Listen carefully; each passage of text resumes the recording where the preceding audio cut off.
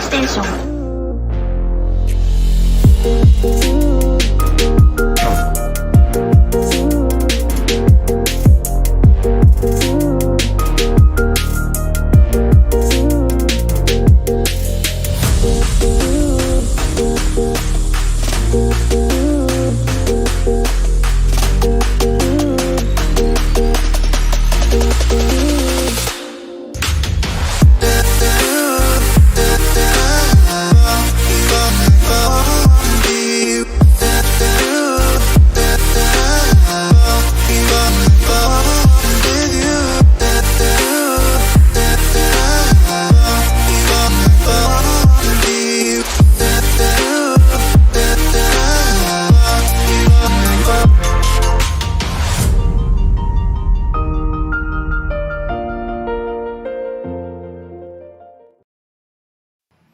Welcome to the land of long live play where greatness is always waiting. Welcome to the PlayStation experience. It is I, as always, your boy Dat Ninja Dev, and I am joined by my main man down in Florida, where we are once again mourning the loss of another great rapper. How are you doing down there, Mr. Delvin Cox? All things considering, I am doing good, man. It's been a rough month of April. With all the celebrations of my birthday, your birthday, and all our favorite rappers just dying off at young ages like 50. It's wild. Yeah, it definitely sucks. For those of you that don't know, Shock G, Humpty, he's gone, passed away. Found in a hotel room down in Florida, right? In Tampa? Yeah, that's accurate. I am Did they ever lost find out what the as cause of death usual. was? They haven't announced it yet, but Florida will Florida. Yeah, Florida will get you, man. Hey. Special down there, man. Y'all be wilding, taking people's lives and things. I'm lost as usual. That doesn't surprise me. He's a rapper. Yeah, he's a rapper from a group, The Digital Underground, which also helped launch Tupac's career and everything. You know, went by many names. Always wore like funny glasses with this. He didn't like his nose, so he always wore like thing over his nose. He was cool. He was in oh god, what was that movie where they did All Around the World same song? Oh man, I don't remember now. I can't think of the name of the movie, but yeah, he was a cool dude. But rest in peace, man. Rest in peace. Definitely. That other voice you heard who never knows about the rappers and things of that nature, just not part of the hip hop scene. She is the Secretary of the Spoiled, the Platinum Princess, Miss Haley Nicole Miller. How are you doing today? Better than I was on Monday. That's good. Good to hear. Good to hear. All right, well, let's just jump right into everybody's weeks and how they've been. Let's start with you, Haley. Tell us about your week and how things have been going for you. It's been a shitty week. That's how it's been. So last week I told everybody about the fundraiser to take my cat to the vet, and then I went to the vet on Monday, and Soot is no longer with us. So it's been a shitty week. So sorry to hear that. I couldn't even afford her ashes. Oh. They gave me an estimate of like $250 for like the whole process, right? And then they were like, "Hey, do you want her ashes?" And I was like, "Yeah." And then they were like, "All right, here's your total, $652." And I was like, hello? And then they were like, "Oh yeah, the estimate we gave you was for general cremation where you don't get the ashes back." And I'm just like, okay, well, I don't have $652, so thanks. So yeah, didn't get her ashes. All I got was a card with her paw print in it. Yeah. Wow. I'm so sorry. That's crazy that it's that expensive for a cat. That's wow. Yeah, they asked if I wanted like her paw print in like a ceramic mold or whatnot, but those were like anywhere from $50 to $100 on their own. So just stupid. So I haven't really played any games all week. I played a little bit more Borderlands here and there. I've tried to go, and I don't think I'm gonna do Ghost of Tsushima's Platinum. I don't feel the need to do all the side missions which are required for it. I've tried twice. I even reinstalled it and was trying this week. I don't care about the side content in that game. Like the main story is like incredibly good, but once it's over, I don't care. I don't know what it is. Like when they come out with a sequel, maybe I'll do all the side content as I do the main story, and maybe that'll affect it. But like, I don't know. That story got so good, and then afterwards, I was just like, I don't care. Yesterday, like I've tried a little bit this week, right? Like, I don't know. Maybe I'll give it one more shot next week when maybe I'm feeling a little bit better. But I also helped Jared Orr with the trophy yesterday, so. For that, I had to re-download Far Cry New Dawn just for Jared. Nice of you. I mean, he needed help with the co-op trophy, so gave him a hand with that yesterday. I mean, Far Cry is always fun. I'm still waiting for news on Far Cry 6. So. Yeah, I've completely forgot Far Cry 6 was even a thing. I mean, there's a leak that's sort of believable, but I don't know. Like, I'll believe it when I see it. It fits the trend of like when Ubisoft likes to announce things. The release date that leaked for it, I don't think is accurate because I'm pretty sure we'd have already seen marketing for it. But what's the release date that leaked? June 25th. Oh yeah. Yeah, I'm pretty sure we'd have already seen marketing for it, but it could be like because like Ubisoft before their E3 event in June likes to like tease like the reveal of one of their games in May and like actually do a reveal for it. That's when Odyssey got revealed for the first time. So like it fits, but if you're gonna tease the game like say next week because next week is May, and then announce that the release date is like June 25th, you're like cutting it real close. Let me ask this question to play devil's advocate. Yeah. Does Far Cry need a long cycle of like, hey, here's the ads for it and stuff like that? Far Cry kind of sells itself to me. I mean, it does, but my point isn't like consumer wise. I think anyone who's interested in Far Cry, all they need is the date, and then they're like, hey, I'm there. I mean, again, most of the marketing that comes out for games isn't for us. It's for the investors, which Ubisoft has. Yes, that's correct. Yeah. It's not like they haven't already done all that for this game because it got delayed. So they have had plenty of marketing for it for investors. They've had pre-orders already taken for it. Like, so I don't know that if they just announced in the beginning of June that it's coming out, that it would be that much of a problem. I'm still of the opinion the game's probably coming out in November. Like, it makes sense. I don't know. We'll see. Definitely very excited for that. Had some fun with Jared yesterday in that. The thing I've done the most this week though is I've watched 3.5 seasons of the Vampire Diaries because I needed a comfort show after I had to help my cat not suffer. So I just started season 6 out of 8 this morning. So. That's what's up. Sometimes you gotta just go back to that realm of comfort while dealing with grief. Yeah, it's also an autistic thing as well. Usually, like a lot of I specifically, but it's also like been noted by other autistic people that I know. That sometimes just going back to a comfort show helps because there's no surprises. You know what's gonna happen. So yeah.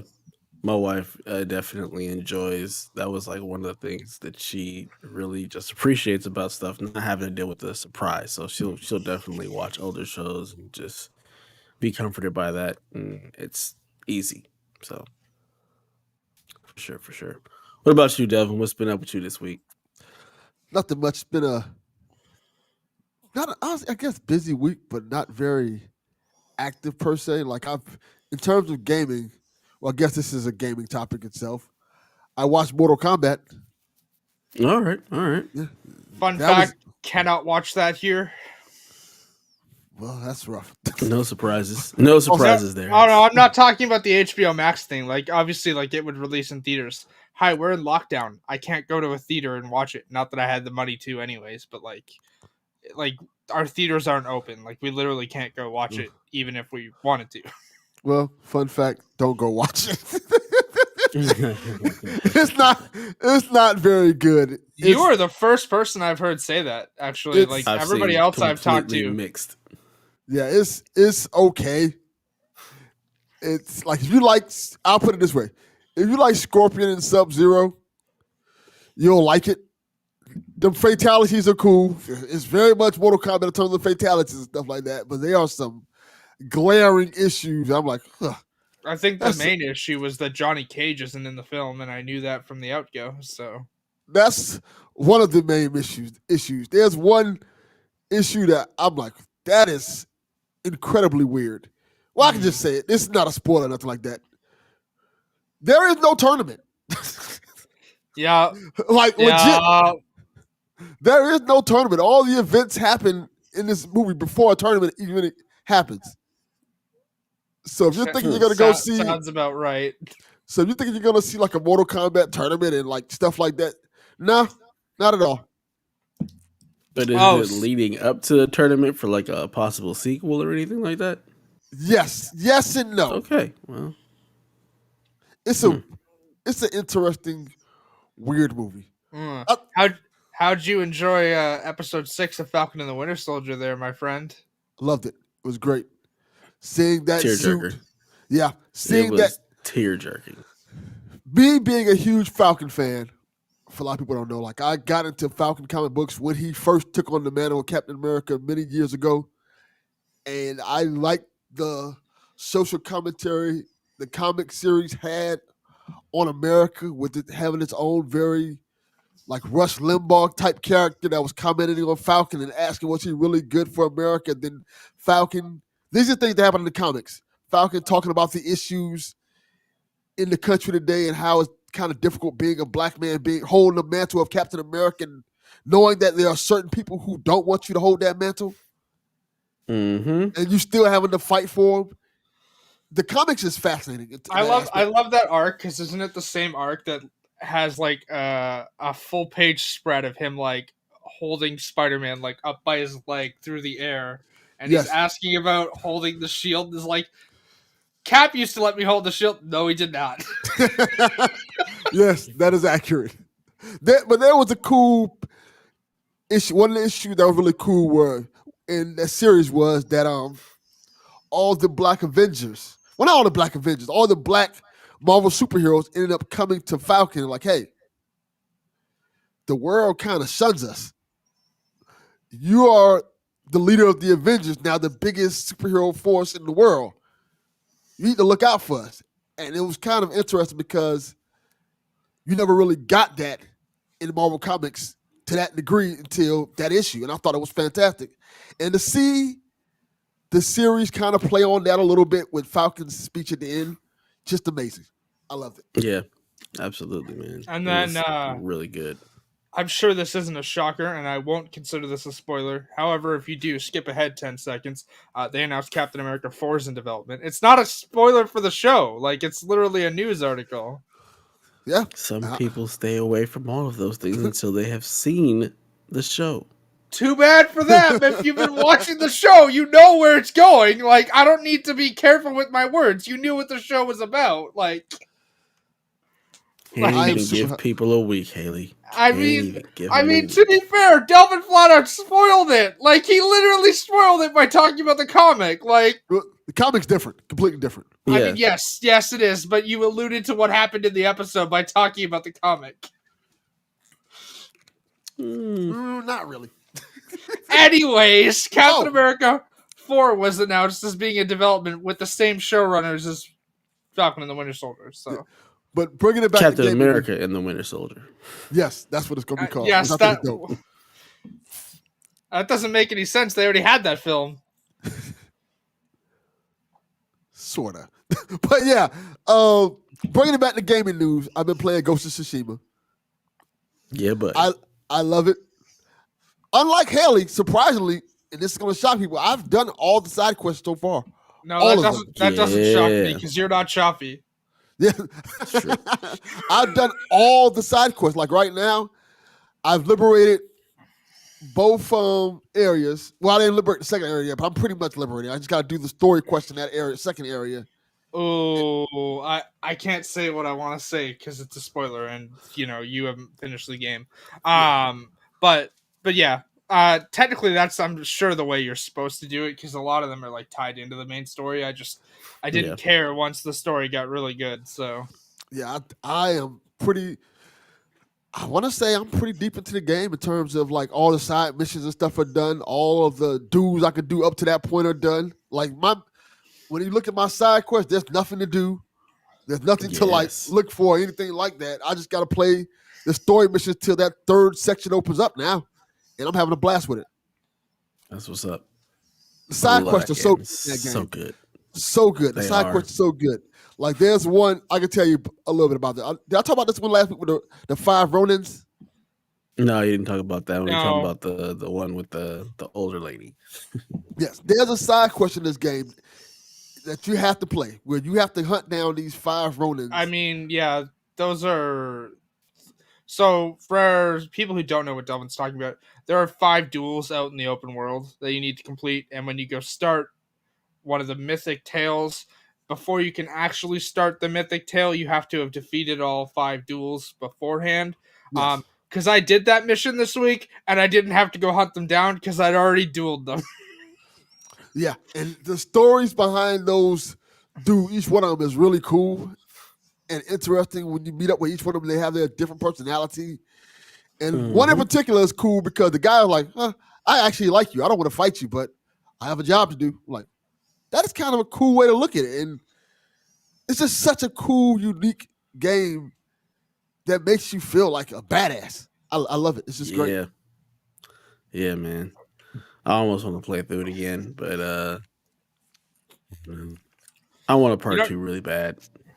Oh, that's happening. That's 100%. I mean, yeah, that's definitely happening.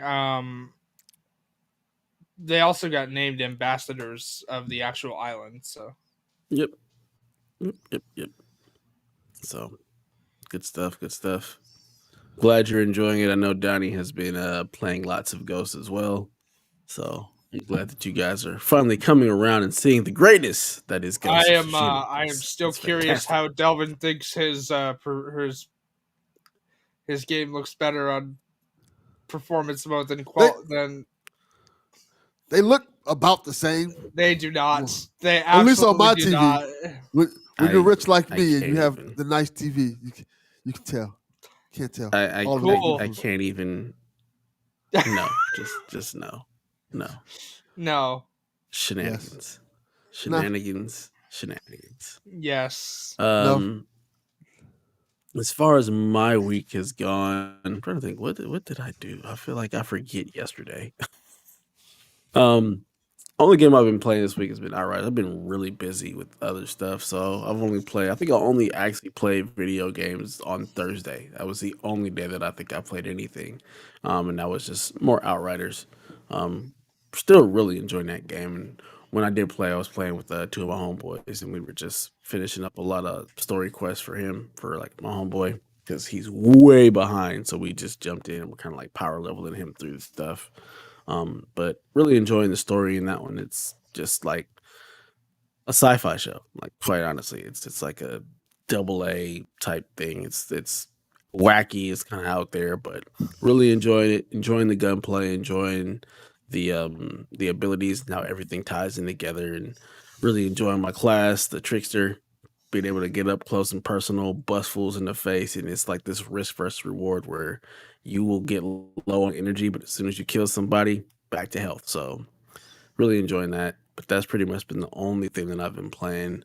Everything else has been revolving around work and stuff for my wife. Had to go to a school to get both my kids registered for school for next semester because they're going to be going to new schools.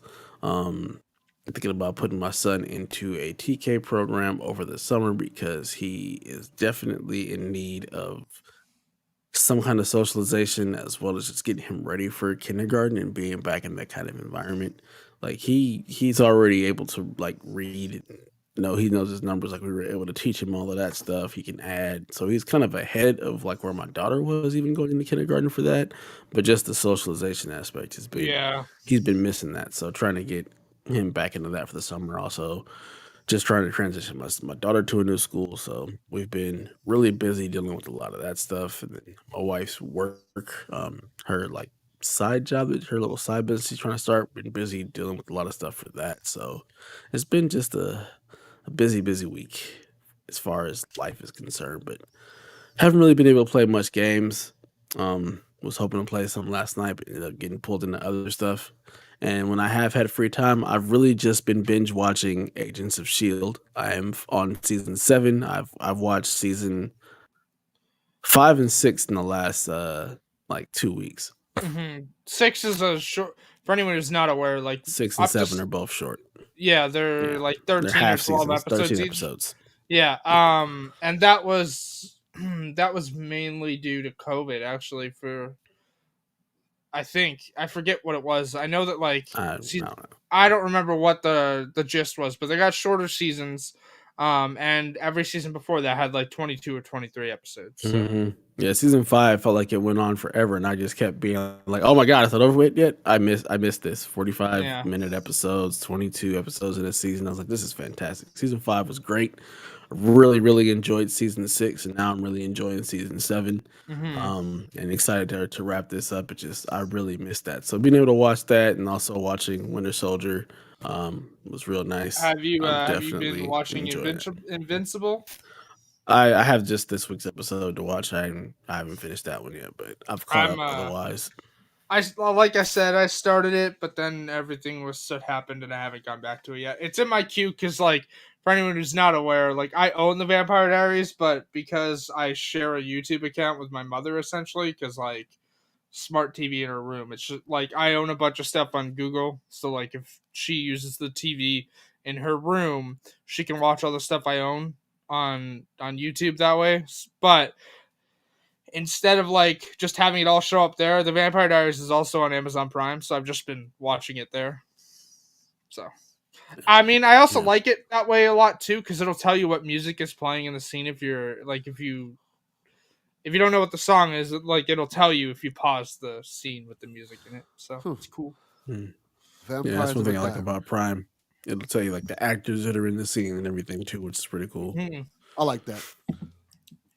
Yeah, so that's all I've been doing this week.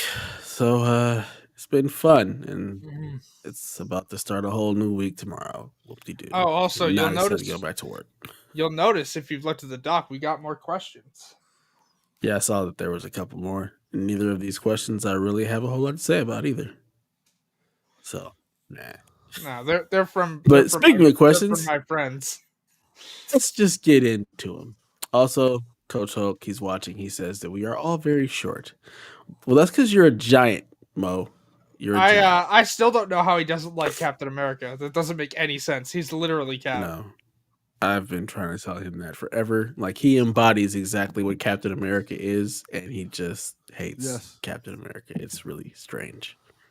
Very also, strange. what's he watching on? Because I have Stream Chat open and I see nothing. He's watching on Twitch. Yeah. Yeah. Cap does not suck. You stop that. You stop that, Mo. Anyway, let's hop into these questions. Our first question comes from Media Forest Cast, and they say, Game Pass is crushing right now. Do you think that PlayStation is planning on offering a similar subscription in the future? I have an answer.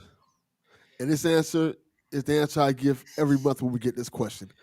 Because we literally get this question every month now. Yeah, we get it pretty much like every week, actually. Because that just shows the power of Game Pass. Whether we like it or not, it has that effect on people. Like, hey, people are craving a PlayStation alternative. And the rumors say we're getting one, so we don't know what it's going to be. But something's coming. Apparently. Jim Ryan said, we have an answer for that. We're just not ready to share. So there's your answer. I have no idea. A lot of people thought PS Plus Video Pass is going to be that, but that's only in Poland. That's GameStop killer. That's it. That whole thing where that leaked on the Polish PlayStation site and then it only launched in Poland, and I was just like, okay. That is so weird, by the way. Yeah. I mean, I guess they just have a lot of data that shows that in Poland they watch a lot of stuff with streaming or whatnot, and a lot of people bought stuff in Poland. So they're like, yeah, let's see if this works and see how they feel about it to see if we can bring it out to other places. So yeah, I mean, like it's been stated, Jim Ryan says we're gonna get one, but when are they gonna talk about it? Who knows? Yeah, whenever they feel like it. So, maybe they'll have something. We'll see. I have nothing. I personally, I don't care. I'm tired of hearing about Game Pass. I'm tired of it. I know you're tired of it, but you're just gonna keep hearing about it. Like I'm just gonna keep ignoring it. I don't have an Xbox. I don't care about Xbox or what they're doing. It doesn't matter. I don't care. I don't care. Next question is from Rude Days 93, and he says, "You guys were kind of arguing it in the Discord, but we might as well get it on air and have you duke it out. Do you think Returnal, the first exclusive $70 new IP game, will have good sales figures?" I don't think it's the first exclusive $70 game, if I'm correct. No, Godfall was first new IP. Yeah, it's a Sony only exclusive. Godfall technically was, but that one was also on PC. Also, while we're here, you forgot to add a question to the doc. Okay. I'm looking in the GMG Discord right now. You forgot to add a question to the doc. Well, we just added in. Yeah. I know. I'm just making sure we don't forget, because we did that once before and we got called out for it. So we just added in. We don't have to have every single question every single week. We can always save some. We can bank them. No. I want to answer it. It's a good question. Yeah, and I like the GMG. Anyways, guys, so. Can we focus on the question at hand? Sure. So, I guess. Returnal, $70 new IP. Will it have good sales figures? Yes, I hope so. It's Housemarque. It's going to have good sales numbers. See, this is the thing. We know who Housemarque is. Mm-hmm. I don't know if the world knows who Housemarque is. Anybody who's playing on PlayStation should know who Housemarque is. That's not necessarily true. That is absolutely true. They always it's actually not true. That is not true at all. I know several people who only play on PlayStation who have absolutely no idea who Housemarque is. Housemarque is still very niche because if you're not into quick arcadey type games, then you're not paying any attention to how Housemarque is. Or if you just don't care who makes games, you're not really paying attention to who Housemarque is. You're just looking at the games and being like, is that a game I want to play? No, I'm not paying attention. So if you're not somebody who wants to play Resogun or Next Machina or anything like that, you're not paying attention to who Housemarque is or have no idea. Yeah.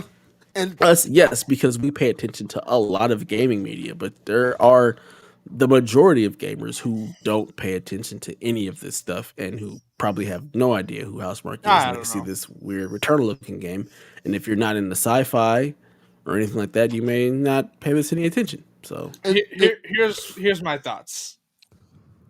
Okay, you may not know who Housemarque is.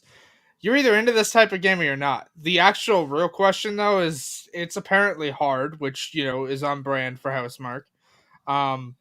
But is that going to sell? I don't know. I would expect so because of people who know who Housemarque are. But the question here shouldn't be $70 because let me just point out, it's not $70 here. It's $90. Like the conversion is a different. Okay. So not 70, but more expensive than what we're used to from last generation is basically what we're getting at. Yes. It's just more expensive than the usual price tag that we're used to that we have been paying since PlayStation 2. Okay. And before that, games could be up to $80 on their own when you were paying for cartridges. But it wasn't the standard. The standard was 50 until PlayStation 2 when it went to 60. Okay. Or whatever the conversion was in Canada. So now, for the first time in 3 generations, we have a price increase. We haven't had a price increase in games since the PS2, a standard price increase. So the question is, will this game at a more expensive price from a relatively unknown developer with a brand new IP do well sales wise. Okay, my point about the conversion though is up until the end of PS3, game prices in Canada and the States were the same. Like as soon as PlayStation 4 started, that's when the price changed from $59.99 to $69.99 in Canada. And then the dollar got worse and it went to like $79.99. Now our dollar's climbing and I know that price won't go back down, so it doesn't matter. I don't know. I think it'll sell. It's a new game that apparently feels like a PS5 game, I guess, according to gamers. According to Blessing, who's enjoying it, but says it's really hard. I don't know. I know Your Raptor, who I've talked about on the show before because he does Assassin's Creed videos, just posted a video about it this morning about how like he says it feels truly next gen. So. Yeah. It's hard to say. I think it will sell well. Just because I think PlayStation is putting enough marketing behind it to where people know that it's a thing that is coming. And it looks cool. So I think it will sell well. But will it do Miles Morales numbers? Probably not. Oh, probably But not. I do think that as long as they continue to market it and let people know that it's something new, that it takes advantage of the DualSense, it takes advantage of all of the bells and whistles of the PS5. Let people know that it is 4K 60 with ray tracing. If they can, continue that message and get it out there, I think that it'll sell relatively well. Yeah. This is Housemarque's biggest game, correct? If I was Yes. And I want to ask these questions. I want to try to get a feel for it. Housemarque doesn't really get, when they come out with games, they don't really do like much marketing behind it in terms of like big commercials and stuff like that on TV and things like that. No, not normally. Nope. And have you guys seen a lot of return on commercials in terms of like on watching cable or anything like that? Or? I mean, I don't have cable in my room, but my mom's seen like 5 or 6 commercials for it on Paramount Network. So see, that's what I'm wondering, because usually when a game like for example, Ratchet and Clank, God of War, those tentpole games, you see hundreds of commercials leading up to it. But keep in mind, my mom watches Paramount Channel, and Paramount doesn't usually do a lot of ads for things that aren't on the Paramount Channel. Because I think I've heard the same wife swap commercial while she's watching Paramount Channel 600 times, and it's literally a woman yelling at a cat. I get that. What I'm trying to gather is that is PlayStation marketing this game and letting people know, hey, this is a new IP. This is something that you should be checking out, to the point that's going to get people's eyes on it. Because this game's going to need a lot. There's going to need a lot of advertising behind it. There's a poster for it at Walmart when I was there the other day. So that's good. Advertising is so different now because I don't watch TV, so I don't see commercials. And most of the stuff that I actually watch TV, I have the paid version where I don't have commercials. Yeah. So if there's a commercial for it, I have not seen it. I've seen plenty of ads on Twitter. I have seen plenty of stuff. Where else have I seen it? Pretty much only Twitter, because that's the only place I go where there will be ads that'll come up. But I'm also following PlayStation, so I see all of that stuff. Yeah. But like when I'm watching YouTube, I have the paid version of YouTube, so I don't see commercials. Yeah. So I have no idea I have where YouTube the marketing Premium is as for well, it. so I don't see commercials on YouTube. I get commercials on Amazon Prime, but they're usually for stuff that's added to the surface, and you can skip them. Like you don't even have to watch them. There's a button to skip them when watching on Amazon Prime. Disney Plus doesn't do commercials. Plex doesn't do commercials. Crave doesn't do commercials. Netflix doesn't do commercials. So I don't know. Like I don't have cable in my room, so I literally don't see them. And the only channels my mom watches right now are Paramount for Ink Master and Bar Rescue, and and like Discovery ID for like serial killer stuff. I don't know. Yeah. But this is gonna be a good testing ground for the $70 price point, because I feel like asking people to pay $70 for a game is a lot. especially if people don't feel like they're getting their money's worth out of it, even Hi. if it's a great game. Hi. And this was a conversation. I've been paying 90 for almost 2 years now. I don't care. Yeah, that's a good thing if you don't care. But there are people who are going to look at this like, what was the game that came out for? Was it PS4, the first generation game? It was like 5 hours long. I don't know what you're talking about. What is it? Oh God! Everybody had a fit. It was with the vampires and everything. Yes, the vampires, the werewolves. The Order 1886. Yes, people had a fit because that game was so like short. It was so short. 6 hours long. I started that game and platinumed it in 6 hours. Actually, I can tell you the exact time it took me to platinum it. 1 sec.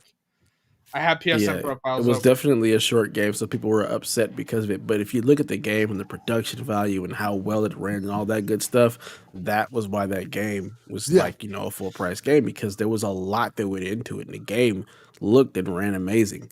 I platinumed the Order 1886 in 6 hours and 17 minutes, and I had not played the game before. So yeah, but I remember that being a big conversation, like how Sony's going to charge $60 for this game that's only 6 hours long. And okay, but money equals time should never be a factor in games, because but it is for a lot of people. It comes up a lot of people that is something that they look at and they feel like, if I'm going to pay this amount of money, I should get this amount of hours from it. It's just a thing. It's how people are wired. As long as this game isn't 2 hours, I think that people will be fine with the 70. And it's a roguelike, so it's gonna take you a while. You're supposed to die. Even if you put it on baby mode, it's still probably going to force you to play for a long time. There's also a trophy for all the dying. upgrades. Like they want you to die. There's a trophy for dying. But I'm excited for it because this is the type of, if any roguelike game was made for me, this would be it. This is sci-fi. You know what? I just want this Hades is my bag. on PlayStation. Bring me Hades. Come on, I want to play it. I'm fine with that, but Returnal is the game that I want to play because this seems like my bag. Like, hey, and just to be clear here, like I'm with you 100%, Delvin. I want to play Returnal, but I have to make a choice between Returnal or Resident Evil, and I'm going with Resident Evil. So, well, I don't have to make that choice. I pre-ordered them both. Hi, I am a person currently surviving on government assistance. I have to make that choice. But that's what I was saying earlier. Like, oh, right. I guess I should also mention, right? Shitty week. I didn't get the job that I interviewed for last week, so there's that too. Sucks. Sorry to hear that. Sorry to hear that. Yeah. But for me, the $70 price point doesn't bother me in the least. It's only $10 more, so it doesn't. For me, it just doesn't. It doesn't even bother me. At all. Like, let's be honest, Dev. Me and you have money. It's not like we're broke. Let's keep 100. Hey, like Donnie said last week, we get it, Haley. You're broke, but I'm still gonna bring it up because, like, it's integral to like why you won't be hearing impressions of Returnal from me next week because I don't have it. It's like we can make this argument, like, yeah, $7 is not that much because we have good jobs, we make money, so we can afford it, but. I also don't buy a ton of games. Hi. Also, currently, because, working for Avondale still technically, when they paid me last week, I got $21. That was it. That's all I got from Avondale. What did you work, an hour? I worked 3. Jesus Christ. Move on to the next question. Hold on, because I know you're confused. Minimum wage here is $14.25 an hour. Yeah. Even still, you got $6 more than that for working 3 hours. I don't like. Something's not. Taxes come off of our checks. How much taxes? Yeah, 13%. The check was like $45. It doesn't matter. It does not matter. They will take it off, even if you don't make enough to technically have taxes take off. They will take it off because I know I'm gonna get another check from Avondale this week, and at most it's gonna be $50 because I worked 5.5 hours. Yeah. Okay. Yeah. So Returnal is $70. I think it's gonna sell quite well. And I'm excited to play it. Me too. Hi, welcome to Please Help Me Find a Nice Paying Job. We just need to get you out of Canada. I Hey, don't know what's going on out there. hey, again, help me find Or a job. you need to move to Sean Capri's Canada because apparently it's okay out there. Things are nice. I would rather not move to Alberta with all the nonsense going on out there. I don't even know what that Don't means. even know. I believe you. Sean knows what I mean, I'm assuming. All right, so our next question comes from Chrissy909. She says, or he, I don't know if it's a he or she. They. Hey, there They. you go. All right. Ask, what's with PlayStation's ridiculous new console advertisements? I have no idea what they're talking about. Okay, I don't either. So for reference, I was in a Discord call. The next question, pronouns are also they as well. Okay. I was in a Discord call with both of the next two question askers this morning. They're friends of mine. They were asking why they're making ridiculously bold console advertisements when the console's already out. It should just be like a "Hey, you can buy now" thing. That's what they're curious about. I haven't You seen can't it. buy now.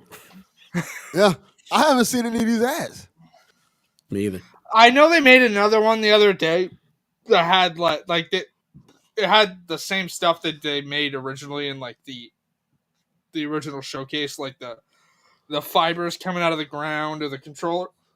But I don't know, it's weird. But they were just curious about that. I haven't seen any of these ads at all. I watch TV. I will link it to you. But I mean, afterwards. why wouldn't they? I mean, I would assume that you just keep putting out advertisements for it, trying to get people to buy the systems, even though they can't, because you can't go anywhere and pick one up, and you got to fight all the bots and the scalpers anyway. But I would imagine that you would just keep marketing it regardless. But I have no idea. I've never seen any of the ads, so I have no idea what they are. Me neither. Makes sense. I didn't know this was even a thing. Yeah. All It's right. so funny when I start to really think about like commercials and advertising and marketing, because I don't see any of it ever. I only know things are coming out because I go looking for it and follow it. But in this day and age when I don't have TV, I have no idea how people are finding out about stuff. Yeah. Well, I have cable because it literally was cheaper for me to get cable and internet than just internet by itself. That And makes plus, I sense. watch wrestling. I watch AEW wrestling live, so that helps with it. So I get to see all There's the not an ads app and for stuff. that. No, unless I just watch the YouTube version, which is a different show completely. But yeah, so I kind of watch I don't AEW. know. But the kids watch Nick, so I see some of these ads when I watch like SpongeBob with Right. them and stuff like that. Oh, speaking of SpongeBob, I keep getting ads for the new SpongeBob movie on Amazon Prime while I'm watching the Vampire Diaries. They got the same SpongeBob commercial 6 times yesterday, and it ends with like one of the sticks, cowboy stuff, like the sticks that roll across the ground. I forget what they're called. Spurs. I No, guess talking about tumbleweed. there we go. I couldn't remember the name for it. It's one of those that's lit up in gold with Keanu Reeves' head in it. And I'm just like, what the hell is this? You talking about Can't you skip the ads with Prime? Sponge on the Run? Yes, you can skip the ads. I know how the ad ends because the first time I was curious about it, that I watched it through. You can watch the SpongeBob movie on Paramount Plus. So Paramount Plus. Here's the fun fact about Paramount Plus. So Paramount Plus took over what was CBS All Access, but in Canada, we don't get the Paramount Plus content until September. So right now, it's just all CBS content. That sucks. Canada just sucks. I don't want to go there. I don't want to visit there. I don't want nothing to do with Canada. You have ruined any joy or excitement I ever have to go into Canada. I don't ever want to go there. Them their $100 damn games. Them and their whack cable. Nah. No HBO Max. Why in the hell would I ever want to go to Canada, see Canada, even look at Canada? You know what? Hi. Why no HBO Max? You can blame Bell for that. You know what? I will deal with the racism in America. Huh? I will deal with our racism in Booth. Bell is a telecommunications company named after Alexander Graham Bell. Yeah. Canada's trash. VPN. If we ever go to Canada, Devin, we just got to get a really good VPN and call it a day. Have fun with that. Netflix blocks them now. Only way I'm going to Canada if I'm going in to kidnap Haley and bring back Sean Capri, like a recon mission. Hi, if you're gonna kidnap me, maybe don't broadcast it over the internet. What?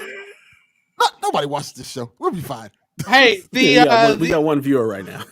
We'll be fine. I mean, sure, but the NSA agent attached to your computer to monitor you, they're listening. So have fun with that. Now you sound like my daughter. I love that conspiracy theory. It's or like the memes about like the NSA agent watching, or like you're watching something sad. They're like, "Damn, bro, you good?" Lord have mercy. Yeah. So our next question comes from Pit Boys, and they ask, "What's your opinion on the comments made by John Garvin about how consumers are at fault for not buying full price games?" One of the dumbest comments I've ever heard. Yeah, I would say so as well. Like, I get that he doesn't work for Sony anymore, so maybe he doesn't care about PR for them. But also, like, I don't know. It was a new IP, man. Like, imagine. It's also the truth. Like, part of it is very true. Like, if you don't buy the game, they're not going to greenlight a sequel. And a lot of times, especially for investors, it's the sales at time of launch. So while, yeah, it kind of feels insensitive, he ain't lying. He could have gone about it in a different way where he wasn't telling customers. For what? Look, I will say this. I have no problem with it. I don't feel like there's a need to sugarcoat any of this shit. It's the truth. I will say this. Part of it seemed disingenuous when, if you look at, you can blame fans for like not buying the game, but also the game didn't necessarily come out in the best shape when it came out. Mm-hmm. So you kind of like how you leave out that aspect of like, well, y'all should have bought the game. Well, you should have probably put out a better release game. But he's also not just talking about his game. He's also talking about just the game industry in general. Like, if you want a sequel, you need to buy them at launch at full price. The question he answered. I watched it. I saw it when he said it. I was watching it live when it happened. You weren't watching it live because we were recording the podcast when it happened. I don't think we were. No. We weren't recording when that happened. That was before. We weren't recording when that happened. This came up last week in the questions. It did. I remember that episode. It came out last week in the question, but we said we were going to touch on it this week, I think. Mm-hmm. Yeah, because I watched it when it happened, and it was more or less about like, yeah, if you want a sequel for games, you need to buy them at launch at full price. Okay, but he was swearing. And I totally understand that. Idiot. I understand aspects of that, but at the same time, you can't say that, and then like hell you can't. You can't say that, and at the same time, when people get mad because they bought a crappy product, aka Cyberpunk, like y'all just wasted $60 and your game isn't even fixed. You got to put out quality. You have to put out quality to get quality. Like if you want to get the $60, you have to compel people to your product. Like if I bring you a crappy car. And your crappy car doesn't sell, you can't be like, well, y'all, if y'all want another car, you should have bought more. You should have bought the first car. No, the first car was shit. Maybe you need to make a good car in the first place. Such a weird analogy, but I get it. And that's how it's honestly like, yeah, I understand. Like, yo, if you want to see a sequel to the game, you should support the game. And this is coming from somebody who supports almost every game when it first comes out. Mm-hmm. But you know what sucks? When you buy a game for $60 when it comes out, and it sucks. And then the game company. It takes 3 minutes to load the game, and I loaded it, and the bike's halfway through the ground. It's not even that. Not on the fact that it sucks, but we are living in a time where it's hard to get refunds for crappy games. Yeah. Also, not to mention, by the way, I should point out for anyone who's curious, a lot of the bike glitches in Days Gone are because they use the Unreal Engine, which doesn't actually allow for you to code motorcycles. So they're cars. So they're cars with four wheels under the ground. So anytime that it glitches out, it's because it's trying to render a car instead of a bike. Yes. Fun. But but that's the thing. Like you pay $60 is a lot of money, whether you have money or not. And yes, I'll say support gamers, support developers, and things like that. But when you buy these games, 9 times out of 10, you're not getting a refund if the game sucks. No, If the game is broken, you're not getting a refund. like Unless the. you're on Steam I mean, or and Xbox. and That's a even Sony. then, It's really a Sony problem. Yeah. no, it's not because I've seen Microsoft flat out deny refunds to people as well too. It's The all based on how long you play it. Play it Because I for. have seen yes, it's a play it for. So you can return like a Steam game like months later if you ain't played it for 2 hours. Actually, as far as I know, the Steam refund policy is 2 weeks or less than 2 hours of It's playtime, longer isn't than it? that. It's longer than that. It used to be 2 weeks, It's though, just a didn't it? playtime. It's just a playtime. Huh. Okay. Anyways, like, I don't know. It's such a weird situation because, yeah, all right. I mean, it sort of makes sense that you need to buy a game to get a sequel for it. That's fine. But you can't blame customers for not wanting to buy a new IP if, I don't know. Like, I love Days Gone. Don't get me wrong. And I would absolutely love a sequel to Days Gone. But the only thing Days Gone added new to the zombie, like, franchise was hordes. Like, actual hordes that worked together in tandem. Everything else looked like, and I don't mean this in a bad way, looked like your standard zombie game. Just, instead of parkour, like Dying Light did, because Dying Light, like, they're made by completely different studios. My comparison isn't like, and they're also technically different games. Like, one's a third-person action game, the other's first-person. My point being isn't that they're too similar. My point being is that when you're playing Dying Light, you're not thinking about the fact that you're playing a zombie game because the zombies change over time. Like, if you're playing Dying Light during the day, okay, a lot of the zombies, even when you start out and you're kind of weak, are easily to take down. But as soon as it becomes nighttime, you need to run like hell because the zombies that come out at night in Dying Light will fuck your shit up, like, instantly. Whereas in Days Gone, nothing happens overnight, and the only thing new they added were hordes, which you can't really take on until the end of the game. So, My, like, my thing is What this. is that? what is that?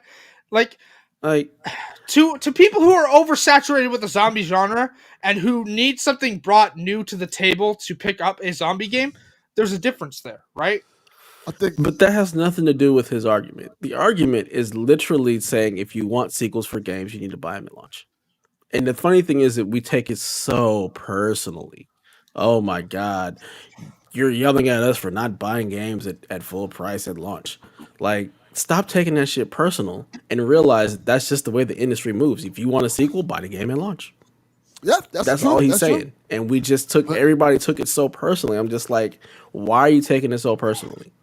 Like, It's true. legit. He's not trying to call everybody out by Days Gone. It's no. If you want a sequel for games, the way they get greenlit a lot of times is based on sales at launch. No. That's basically all he's saying. But for some reason, everybody got so butthurt over it. Yeah, And my I don't retort, understand that. and like I said, my retort is: you want sequels to games, want games to sell, put out quality games at day one, so your reviews look good, so people will go support the game. All If right, you put out a game that's calm broken, down there, Angry Joe. Well, the other problem with that is investors. Like, Like a lot of times you got to put these games out, like Cyberpunk. Yeah. You got to put it out, and Yeah. they don't care whether or not it's finished because all they're looking for is a return on investment. It's just a crappy system the way games are. Like, you need Also- to put them out for the investors. You don't always have the luxury of a 2K or a Rockstar to be like, we're gonna put this shit out when it's ready. Yeah, we don't care about anything else. When it's done, we'll put it out. For But reference, Delvin, I called you Angry Joe because his like, I love Angry Joe. Like, there's no beef here, like, at all. But like, his comments about Outriders and Jim Sterling's make no sense. Like, you can't anticipate how much server capacity you're gonna need for a day one launch of a game. Like, yeah, the server capacity is completely different. That's no, a but different thing. it was a comment about Outriders, like, Yeah. specifically, like, Angry Joe reviewed Outriders, and like, I mean, yeah, okay, launch issues, sure, you can knock bugs or whatnot, and I know there were a couple, but like, the server side issues, like, I don't know why anyone gets upset about that still. Like, you can never anticipate, because a demo is not going to have every player that buys the game at launch, and it going on Game Pass day one was definitely a contributing factor to why there were server issues. So Yeah, server issues are completely different to me. I'm talking about when you put out a game that you know is broken, Like it's Again, shareholders don't care. They don't It's a care. double-edged sword because but think you- about it this way. At least we can patch them now. If this was still Yes. the NES and SNES and Genesis era, it would just be broken for perpetuity. It always then- be Yeah. broken. At least But now then we you can gotta patch say it. this. But then you gotta say this. Then if you're putting out a game that you know is broken, you just gotta take that L. You just gotta take that L and deal with the consequences of it. Simple. That's all it is to it. Like, yeah, I And get they the do. shareholders thing. You just gotta hold this L. Like I mean- Cyberpunk's doing now. This is a spoiler for later, but that didn't hurt Cyberpunk at all. Just so we're clear. Oh yeah, very much so. Did Yeah. not hurt it at all. Anyways, Bad PR press, but did not hurt it at all. before we forget, let's move on to our next question. It's another question. Oh yeah, Okay. Yes. GMG question. Yes. So Hollywood Bones says, I just finished It Takes Two with Mark Boucher, and it was one of the funniest games I've ever played. The writing was very clever. What are some games that you've found to be funny over the years? Both South Park games. Without Other than question. Grand Theft Auto, I got nothing. 'Cause I don't like comedy. I'm not a comedy person. I can't even think of anything other than GTA that I've played that's been funny, to be perfectly honest. Saints Row, Portal. I found some of the jokes in Dying Light to be great. I mean, these aren't games that are like stated to be comedy. Like Saints Row was a parody of it was a parody of GTA until Saints Row 3 when they went off the rails and jumped the shark in like hour 2, and then by the end of the game, like you're like president. In the next one, like Saints Row jumped the shark, and then while you're president, you get superpowers. So like eventually, like they become their own thing. But like Saints Row started as like a GTA clone, which is fine. But like it's funny, like in Saints Row 2, you're driving around a septic tank and like firing it at civilians. Like, That's wild. But yeah, I don't know. There's other games out there I found funny. Like there's always funny stuff in some games. Some of the stuff Geralt says in Witcher 3 is absolutely hilarious to me because he just has no emotion while saying it. yeah. My answer is both South Park games, Fractured Butthole and Stick of Truth. Hilarious games. In some ways, funnier than the show. Those and Tales from the Borderlands. Yeah, Borderlands is good too. These are all games that I own that I have not played. Borderlands 3's humor is not great though. Like I'm just putting it out there. I love Borderlands. I don't play Borderlands 3 for the humor. I play it for the superior gunplay, but that's about it. The humor is not exactly great in 3. I would say, you know what? Yeah, Borderlands 2 I found to be hilarious. Yeah, That's a good. tiny. Like the thing that made Borderlands 2 work was that a lot of the humor in Borderlands 2 wasn't related to like poop jokes. Like they were actually good jokes. And most of the humor in Borderlands 3 are poop jokes. And you can tell there's a different writer. Like it's bad. The fact that South Park makes the game harder if your character's black. Yeah. Also, like Fine for laughing. reference, So because good. let me point this out. I hate South Park, but I would absolutely play those two games if I had them. Also, isn't there like I know it's in the high school or something, but isn't there like a soft room in the high school? Yeah. there's just a dude sitting there going, "Hi, let's sit down and have an interview." And I was watching someone play it. They're like, "Nope," and they just backed out of the door. Like I hate South Park, but those games are funny in a way that it's like people who hate South Park could even enjoy them. Yeah, very Also, much so. if you're black in South Park and the Fractured Butthole, Morgan Freeman won't fight you. Like he literally just straight up won't fight you. Yeah, which is awesome. I like those aspects of that game. It's so ridiculous and such parody. I'm not a fan of the show, but those games are funny. Yeah. I don't know. Like it's an interesting thing too, right? Because humor is subjective to each person, right? So like I could find the stuff in Borderlands 3 absolutely awful, but Jim Bob, what's his name, down the street could think it's the best game on the planet for humor, and you know, like that's how humor works, right? But like, I don't know. I don't really find like 600 poop jokes hilarious. Also, slight spoilers for Borderlands. I'm not actually spoiling anything, but like, The way Borderlands tries She's to definitely spoiling something. I am not spoiling Right. anything. Haley, I love you to death. But anytime Haley says I'm not spoiling something, She's gonna spoil the mess out of it. Okay, whatever. Anyways, the way Borderlands tries to mimic pop culture stuff, like their Avengers Infinity War shit in Borderlands 3, absolutely stupid. Like just bad. Stop it. I didn't know that was a thing. Have you played I Borderlands haven't 3? played it. I only played the beginning part, like the intro. Okay. I won't. Don't again, spoil it. I'm not going to spoil it. My point being is that, like, if you look it up later, you will know exactly what I'm talking about. It's so bad that afterwards, everything else just feels tasteless. I mean, Now I that gotta could play it. also be, part of what they were going for. Like it's so bad it's good type thing. It's not. I promise you, it's not. You're gonna think it's absolutely stupid. How far is it into the game? Like second planet. So maybe about 4 or 5 hours. Trying to think, can I play up to that point? I mean, if you want, I could rush through it with you. If you have it Just installed, finish I could, Ghost. Just finish Yeah. Ghost. Don't even worry about it. I Just mean, finish hold Ghost. on. Let me say, if you want, because they changed something, and this is one thing I actually like that they improved in Borderlands 3. So for anyone who's ever played co-op in Borderlands 1 or 2, you know that you're always fighting over guns, right? When a boss drops a legendary, both players can see it, but only one drops. So you got to decide who gets what. Or you have dickheads who will take every gun in sight and then charge you to actually see Ninja them. looters. Yes. This is why you don't play co-op in Borderlands. But Bad idea. with Borderlands 3, they added cooperative mode, which is where loot is instanced. So let's say Delvin and I play together and Delvin's level 1. My current character's level 25. I would see level 25 enemies. Delvin would see level 1 enemies. We're able to play in the same game. He gets loot. I get loot. Like, That's cool. Yeah. It's scaled. Yeah. I don't think I've ever played a Borderlands game with somebody. I don't know. If you want, I have it installed. I've only played Borderlands 2 with somebody for like a brief period, but most of that game I played solo. It's interesting with a lot of people on screen. It's just chaos. I mean, it's always chaos depending on what kind of gun you have. Like, I have a gun right now that shoots poison clouds at people, and they just sit there and take it. Oh, Borderlands. Yes. All right, well, that does it for our questions for this week. Let's hop into our news stories. What you got for us, Haley? News.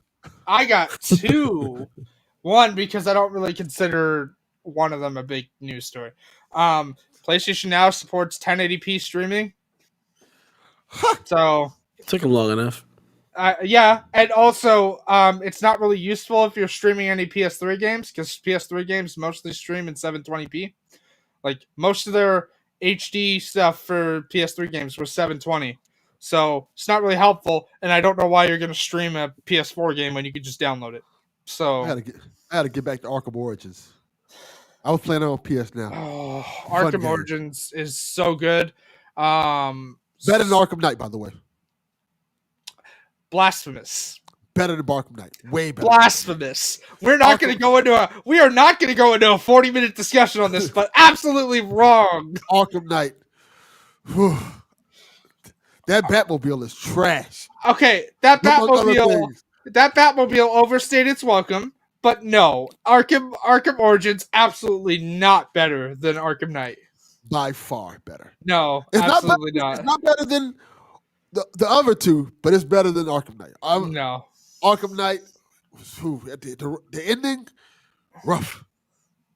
What do you mean? I don't want to spoil it. Did you get? No. It's been long enough. It's been 5 years. I don't care. I'll say it right now. Batman dies. Okay. Why, Haley? Why? You and Donnie, man, y'all just have no disregard for people who have backlogs. You guys are horrible individuals. I want a podcast just called Spoilers, please, with Donnie and Haley. With Donnie and Haley. Just spoiling everything. Hey, the game came out in 2015. I'm sorry. So what? There's people who haven't played it. Okay, also, for reference, did you actually get the full ending or just like the beginning ending? Because there's two endings to the game. There's the I'm gonna tell Nightfall you, ending, which is the real one, or there's the one you get if you don't complete everything. yeah. Once they told me I had to get 1,000 trophies, I'm not doing this shit. Fuck y'all. Okay, so the I night. saw the other ending, by the way. I looked. I I know. Googled I know a lot of people who got the bad ending. Go ahead and look up the good ending. It's called Nightfall. Anyways, the Nightfall ending essentially leads to like, hey, Batman chose a successor, but you don't find out who it is, and But Stupid. also, like, I don't know. I like Arkham Knight. There are definitely some dumb writing decisions taken in that game, though. They literally tell you, hey, you can't fully beat this game till you go pick up all these stupid ass Yep. 500 Riddler trophies. Actually, Once they it's 427. You know how I once know? Because I considered doing it. I got 300 of them, I said, no, I'm not doing this no more. Because I didn't know that until I finished all the side quests. Yeah. Wow. I did all the side quests. So you'll get to a point in the game where it's like, hey, countdown to nightfall. You can end the game right there as soon as you get that screen that's like countdown to nightfall. You cannot end the game before that screen. However, it tells you, hey, you can end the game right now, but you're not going to get the proper ending. To get the proper ending, you need to complete. There's a wheel that will come up. It'll tell you like progress on each side mission. You need to complete at least 8 of these to end the game. Then, to get the good ending, you need to complete all of them. So, you can do it right as soon as you hit 8, which you'll do over the course of the game anyways. Like, a lot of them will be finished before you do it. Like, there's one where you're dealing with Firefly, there's one where you're dealing with Two-Face, stuff like that.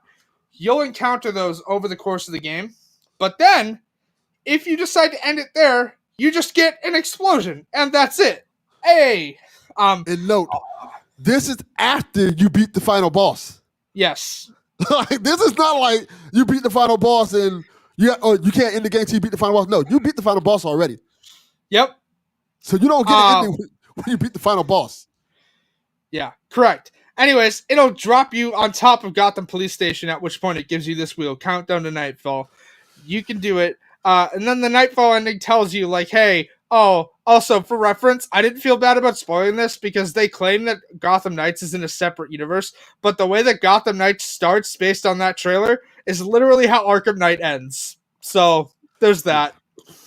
Yeah. So, streaming in 1080p on PlayStation now. Yeah. My other story is technically it's like about the new Apex champion that was revealed, but my actually main interesting thing is that 2 things, and Deb might enjoy this. One, a character from Titanfall 2 shows up at the end of the trailer. Let's spoil it. No, because I've not Right. played. I can see. Here's the thing: I can't spoil it because I've never played Titanfall 2, but I know the characters from Titanfall 2. And also that Apex is getting a new game mode that's not Battle Royale, so that'll be interesting.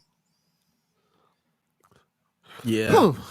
I watched the trailer. That's cool. I don't care because I don't play Apex. I want a new Titanfall. I want. You're Titanfall not going to 3. get it. I don't care.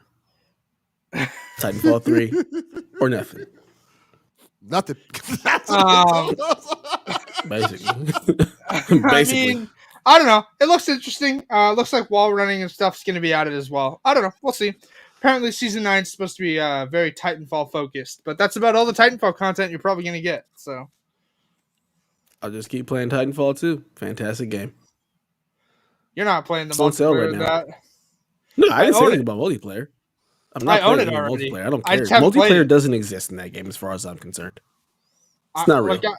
I own Titanfall 2. I just haven't played it.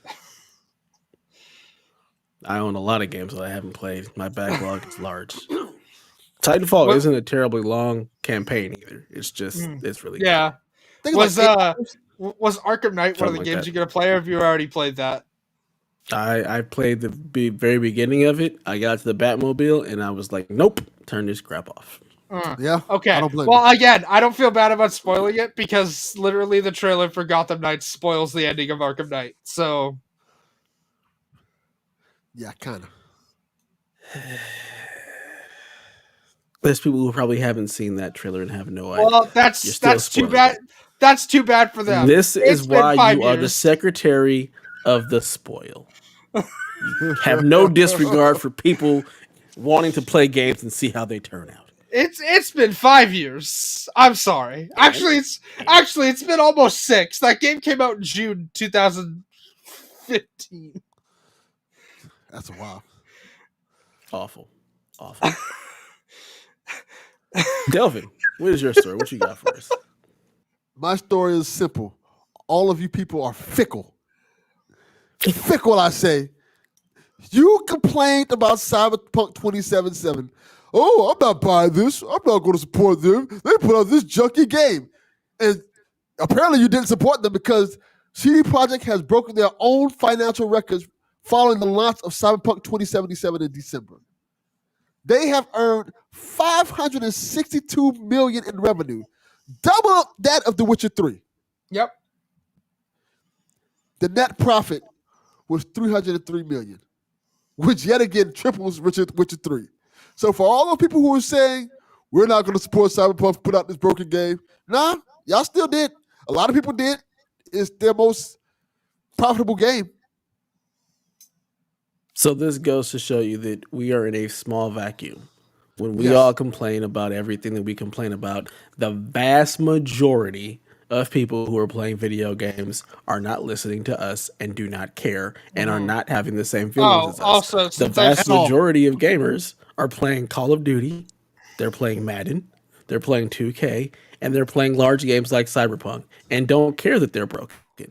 They don't even know that they're broken because they don't pay attention to a lot of the stuff that we pay attention to. Like I have several friends at work who played Cyberpunk and was like, "Oh, it's broken. It's not working. It worked fine for me." Didn't even care. Didn't pay any attention to any of the bugs. Didn't matter for them at Also- all. And they beat the game. While we're I did at too. it, I've seen that 30,000 refunds number shopped around. That's just how many people actually contacted CD Projekt for refunds. The actual refund number is larger than that, but that's still like a drop in the hat. 30,000 people contacted CD Projekt Red out of 13 million copies sold. $303 million in net Yeah. profit. They probably lost about $500,000 in refunds, and that's across PlayStation, Xbox, and their whole "Hey, help us, contact Yeah. us, and we'll help you refund it." That's about it. They probably lost $500,000. That is it. Everyone else just didn't care. Yep. People are still buying that game. Except on PlayStation where you can't buy it, but people are still buying the physical copy. Yeah. And when the Xbox Series X and PS5 version comes out, people are going to buy more of it. Yeah. Mhm. My favorite question is will Cyberpunk be back on the PlayStation Store before the PS5 and Series X versions come out? I think it'll be. Because it's been 4 months. It's still not on the store. I think when the next gen patch comes out, it will be back on the store. I mean, Yeah, I do it too. would have to be because then they'd have to.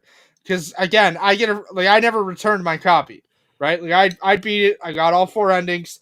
I can go re-download it and get the platinum right now if I wanted to. I just wanted them to patch it first, right? Yeah. Here's the thing. I'm entitled to a free upgrade to the PS5 version. Well, not entitled, but like CD Projekt Red has said that I get one, right? Mhm. So for me to get that, the PS4 version needs to be back in the store for it to say, "Hey, you actually own this license." Or they could So- just be like, if you own it, you can upgrade. We don't need to put it on there for anybody else to purchase. I'm sure they have some back end stuff that they can do for that to where it doesn't have to be back on the store for you to be able to upgrade your version. It could be one of those things where it's only available if you already own it. I doubt it. I doubt. I imagine it will come back to the store at some point. Yeah, I think I it'll be back imagine in it the will store. too. Yeah, because I don't know. I I'm refunded also- my copy. I'm It's like, also not playing this excited. shit. I'm also excited for the new update to The Witcher 3. Next gen version of that coming this year too. That'll probably be the time when I finally play that game because I've owned it since launch and I have never played it. Do you own all the DLC for it as well? Yep, I have the gold edition. Okay. I'm halfway Got through it for the $10. story without the DLC, by the way. None of the DLC stuff, just halfway through the story. You should absolutely get the DLC stuff. Blood and Wine is one of my favorite expansions I've ever played. I'll probably get it. Yeah, Once I they probably upgrade won't it. play it. It's too big of a game. It's too much to do. It's I good. ain't got that kind of time. Hey, you can spend 40 hours adventuring and 160 playing Gwent.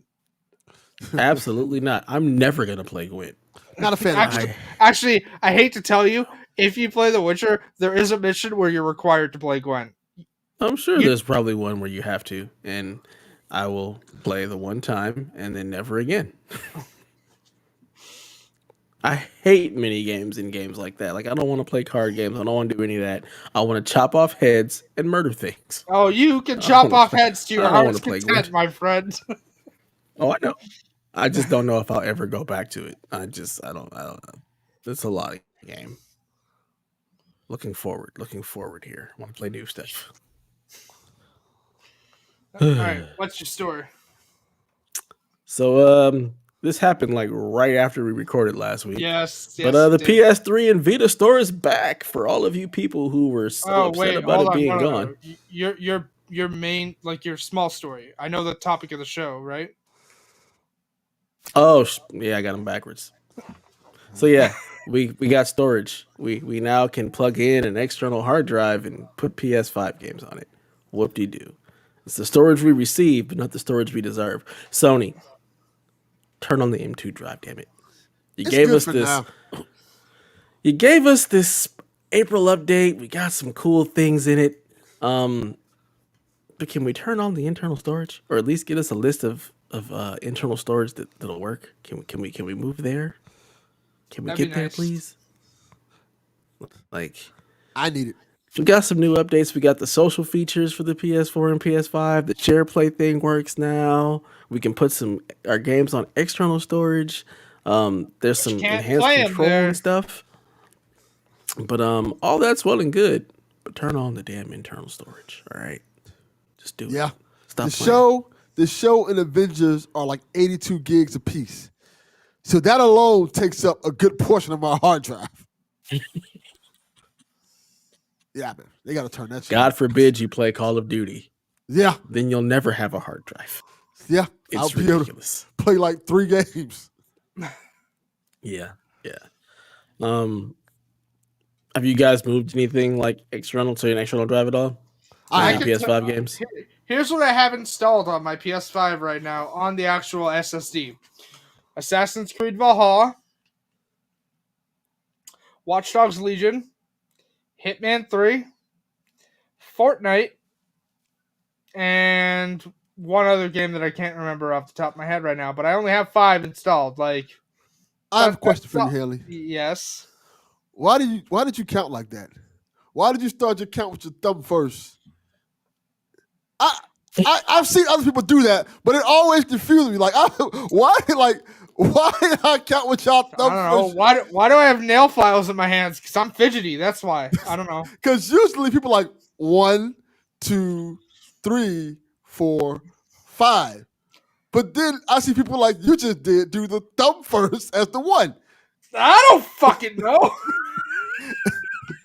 I don't know. I just counted that way. I'm not actually going to turn my PlayStation on because it will pick up in the recording if I do that. But I only have about 5. Like, I only have actually like 200 gigs of space taken right now. I want the M2 drive so that I can install more on the actual internal SSD. But I don't know. Like, they've said we're going to get it, but when? Like, Xbox can, and I'm like, yeah, Xbox has been able to add more games to their console and play them off their drive since launch, and we still can't. Yeah.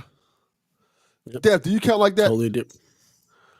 No. Like a monster? Sometimes I'll start here, but most times I'll start here, but sometimes I'll start here. I don't know.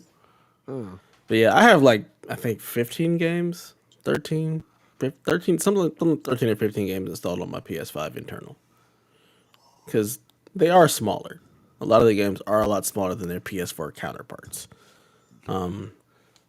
But yeah, I'd like to have more storage, but I haven't run into a point where I've had to move or delete things, mainly because I don't play a whole lot of games. I buy and play exactly what I want, and then I move on. So I haven't really had a problem with it, but I know that it's something that needs to be addressed, especially as we're getting later into the life cycle of it. Like you've got Final Fantasy VII, you've got Returnal, you've got Ratchet and Clank all coming relatively soon.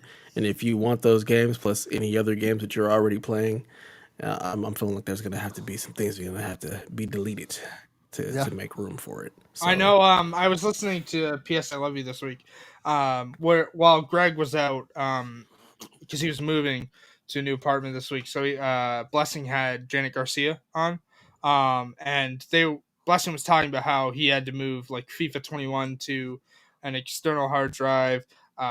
Call of Duty is on the external hard drive because like he doesn't want to delete it because he's got a friend that always wants to play zombies. He mentioned Rihanna from What's Good Games, but not often enough that he's going to keep it on the internal SSD. Right, he'll just move back and forth when he needs to. And mentioned that like this is annoying. Where's the actual like internal space? Yeah.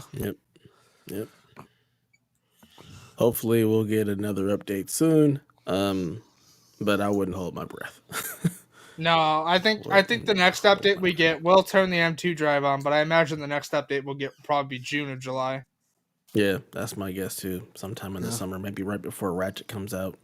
That's my guess, but we shall see. But in the meantime, if you've got an external, feel free to store your PS5 games there because it's faster to transfer than it is to download for most people.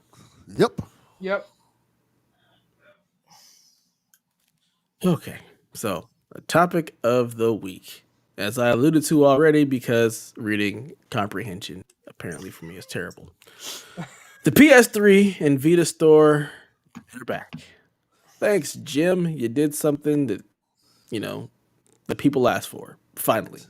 Scared them up. So had them shook. Had them shook. Like, oh, shit. I still find it hilarious that people were complaining that much about this store being gone. Like, if you wanted the game so bad, why you ain't bought them yet?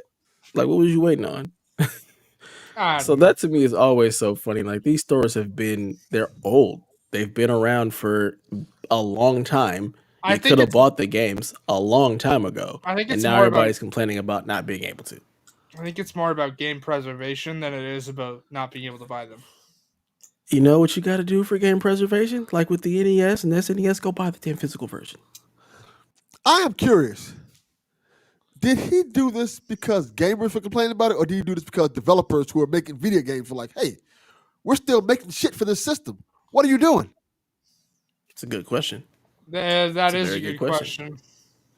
Because I feel like that's a situation where like a lot of, especially Japanese developers, like still putting out games for the Vita. You're like, you're closing this. No, what are you doing? We just bought dev kits from you guys for this. Yeah, I call BS on that whole. I'm sorry, y'all know how I feel about a certain someone who's co-owner of a studio that just bought a dev kit. Can we buy a dev kit? No, we cannot buy a dev kit. I'm not shipping it to buy a dev kit. How much do you think a dev kit costs? Probably a couple hundred. Maybe more. Who knows? You should buy one. Start a little in the studio and buy one just because. Yeah, make your son start coding some games. Oh my god. Anyways, my point being is I'm referring to a certain studio. I won't name them. If you know, you know. I call BS on that. Like, there's absolutely no way you bought one, and like if they were doing this, I guarantee you Sony would not have sold one of those. Like, no. That makes no sense why you would sell a dev kit when you plan to shut the store down. I don't know. It's just, you sell it till it goes away, right? Yeah. It's just the weird thing. Like, to go, and it's basically a 180. They did a 180 on this whole thing. Like, hey, we're closing down the store, stuff like that. You can still keep your games. They wouldn't say, yeah, we're closing down, but you can still keep your games. So you have nothing to worry about. People like, you know what? We're not closing down it after all. I feel like somebody talked to them who were mattered at that moment in time to them. Because let's be honest, PlayStation gamers complain about everything. And they rarely listen to us. They rarely be like, you know what? We're going to do what the fans want to do. They just basically tell us to shut up and deal with it. This is what we're doing. So play these blockbusters and deal with it. Suckers. Yeah, so for them to make this 180 like this, I feel like there's something more to it. Like maybe there were a lot of developers like, hey, we're still in heavy developing of these games, and you guys have told us nothing. Like nothing at all. And I've heard people say that this is a shock to these stores to close it down, particularly the Vita store. I don't think anybody cares about the PS3 store, but the Vita store, everybody's like, hey, we're still in mid-development of these games. How are you going to do this place? And I think that could cause problems for them. Yeah, especially if the story is true that they were still selling dev kits, and then they're like, no, we're closing down the store. I don't know. I mean, I feel like you can sell a dev kit until like, okay, you want to make a game? Cool. I will sell you a dev kit, and then 6 months later, if we're shutting down, we're shutting down. But if you want to buy a dev kit, you can. Like, everything must go. Okay. But we're going to sell it until it's gone. You're going to sell a dev kit and make a developer crunch for months on end to make a game? I'm not making you crunch. That's up to you. That's on you. We have it for you. We have it available. We're going to shut it down. I don't need to tell you. I don't need to tell you that I'm shutting it down. If you want to make a game, you can. Go right ahead. You can sell a physical copy. You don't need to sell it digital. Some Vitas don't have. I mean, that's the boat you get into when you're making a Vita game. You know that the Vita, while people still love it, it's not like people are still buying them. It's not like you can go into a store and buy a Vita. Like you're essentially making a game for a system that is quote unquote dead.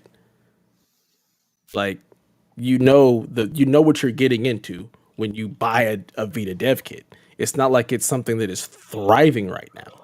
It's not like it was something that was ever truly thriving to begin with. So why if I'm Sony, why wouldn't I sell you a dev kit even if I plan on shutting down the store? Just from a business stance. Like I'm gonna make my money. I'm gonna sell you this thing, even though I'm turning it off in a couple of weeks. I'm still gonna get my money from just a business standpoint. And again, like you can say that you want to be consumer friendly or all that or whatnot, but it doesn't really matter. We're in the business to make money. So if I have a product that I can sell you, even if I'm turning the store off in 2 weeks, I'm gonna sell that. That feels wrong. It doesn't matter how it feels. That's business. Business most of the time is going to feel wrong for the consumer. But when you're in the business to make money, you're going to sell things to make money. It's not about your feelings. You got to check your feelings at the door. It's not about feelings. It's nothing personal. It's just business. How much is 1,900 yen? I don't know. It's got to be a converter. If you look that up, look up the converter. Because that's how much I see the dev kits in Japan cost. It's like, $17. So absolutely not. That is not how much a dev kit costs. No, that don't sound accurate. Are you looking at 19,000 yen? Because that might make more sense. Maybe. I don't know. Because 19,000 yen is $176. And by the way, I'm looking at the US dollar, not Canada. Yeah, Canada dollar, that's like $8 million. Yeah, so if that's the true price of a dev kit, $176. I mean, come on now. That's not a lot of money. That's nothing. That's nothing. Also, for reference, you don't actually get to keep the dev kit. Like once the store closes and everything, you have to send it back. Hold on. You pay $170 for this dev kit and you gotta send it back? That's your royalty. Are you gonna send me back my money? No. You bought the dev kit. Hopefully, you should make your money back by making the game. No. Listen to the key word. You said you bought the dev kit. That doesn't mean I read it. Hi, you're buying unreleased software from a company. Of course, you have to send it back. No. I'm not filling that out. You're renting a dev kit. We're using the wrong term. We rented a dev kit. That's basically what you're doing. You don't get to keep the dev kit. But even still, that's still not a whole lot of money because if you sell games, you're probably going to make that back without a problem. And it's not like you have to use that dev kit to only make one game. You can use that dev kit to make multiple games. Yeah, exactly. So your $176 isn't that bad of a fee. No. If I'm paying $167 for a dev kit, I want to keep The dev You're kit. not gonna keep it. It's unreleased software from a company. Of course you can't keep it. I'm not paying $200 to rent a dev kit. They can fuck off with that. Tell me now. And this is why we are not game developers. No way. What are you upset about? If you make a game and let's say for reference, you're the creator of Stardew Valley. Okay? That game That would be awesome. I'd be rich as fuck. I'm just using Stardew Valley as an excuse because it's like as an example because it's an indie game, right? If you put Stardew Valley, which it was, put on PlayStation, okay, you made enough money just off how many people bought it on PlayStation alone that 176, and we don't even know if it's accurate, but let's say that it's the correct fee, $176. Oh, you shouldn't care because you probably made like way more than that. Like Stardew Valley is a good example to use here because you paid $176, possibly more, possibly less for that dev kit. You've made enough money in that one game alone on one system that the cost of the dev kit isn't that bad. But I don't own the dev kit. Because it's unreleased. Own the dev kit. It's unreleased software from a company. There are NDAs you sign when you buy it. Of course you can't keep it. Well, if I can't keep it, then I don't want it. Then you're not making games. This is why we're not game developers. I'm gonna use an example of a game I'm very excited for. It comes out in May. It's Skate City. It's the PR is done by Papa Gendico. That game. Papa John. No. Who did you just say? Papa Gendico. Papa Gendico. I have never heard of them. It's the company that Greg Miller's wife started. Oh, okay. I've vaguely heard of them. Right. Yeah. Anyways, Skate City looks great. It's like let me look at this game. It's like lo-fi beats and skateboarding, and it looks great. Okay, I'm very excited for it.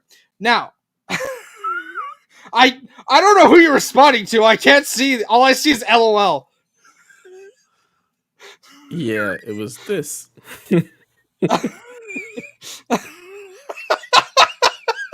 Okay. Anyways, it looks great. I'm very excited for it.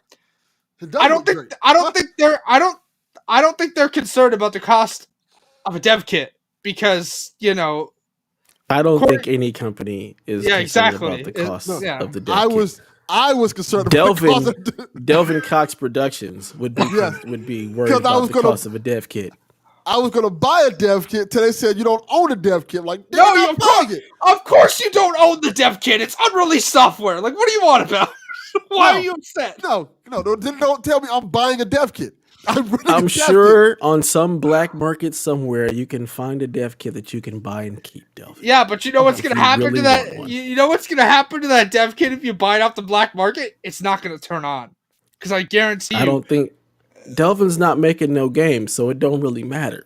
No, but here's the thing that I'm sure he's like upset about. He's upset that he can't have unreleased software. No, that wasn't it at all. I was just it just wants to go on a shelf for collections. Yeah, I got a dev kit.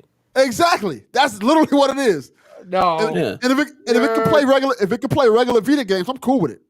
The fact that I can't own the dev kit is why I'm annoyed. Like, don't tell me, hey, you want to buy a dev kit? And be like, no, you don't own it. You have to send it back. No, I don't. I just gave you $200.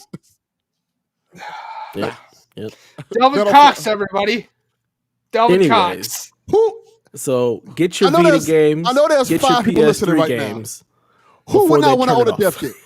Who would not want to own a dev kit? Just to have in the house. Like, hey, it's a piece of history. Collectible. I would love. Yeah. It's a piece of history. I would love to have it. Throw it on the shelf. That'd be real cool. Just throw it on the shelf in the background. Like, hey, that's a Vita dev kit. Yeah. You're insane. Cool. I don't think you're insane. I think you're perfectly sane, Delvin. I understand where you're coming from. I would absolutely love to have dev kits for all kinds of systems, just on the shelf somewhere to be like, I've got these. These are cool. No, this is a piece of history. I don't need to make games. No. I'm not a game developer. It doesn't matter. I would just like to have that stuff to be like, I got this Vita dev kit.